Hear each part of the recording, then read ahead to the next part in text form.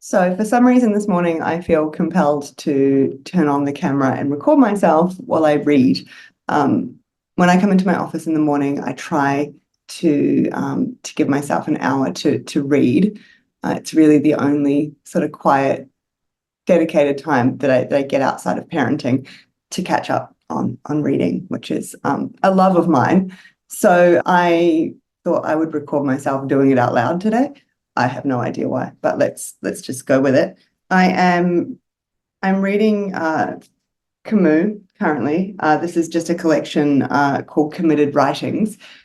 He's most definitely one of my very favorite writers. More so, I would say, for nostalgic reasons at this point in my life than perhaps content. But I found Camus at a really important point in my life. And there's something about the way he writes that really resonates with me. And anytime I read him or reread him, I feel like I'm visiting an old friend. There is a comfort that comes from returning to his writing. And this is actually one that I hadn't read before.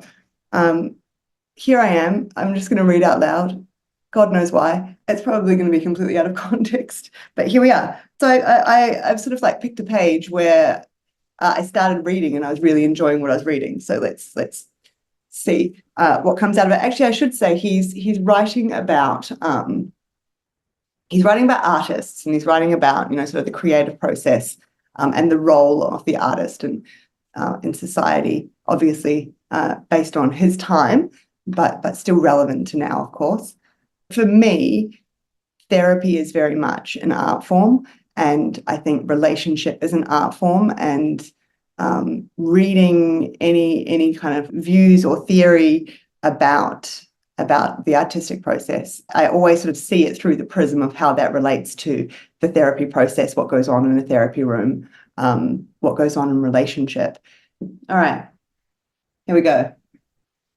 It seems to me that you do not need to break thousands of eggs to make one good omelette, and the quality of the chef is not determined by the number of broken eggshells.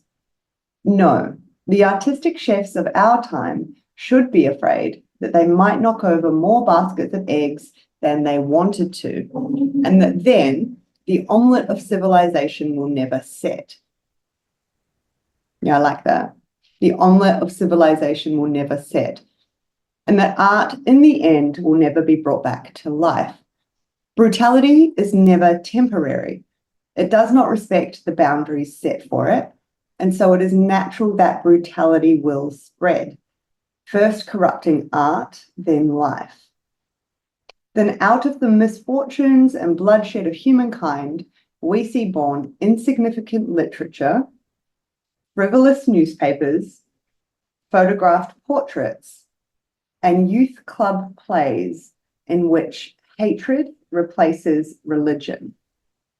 Art then ends up in forced optimism, which is precisely the worst of indulgences and the most pathetic of lies.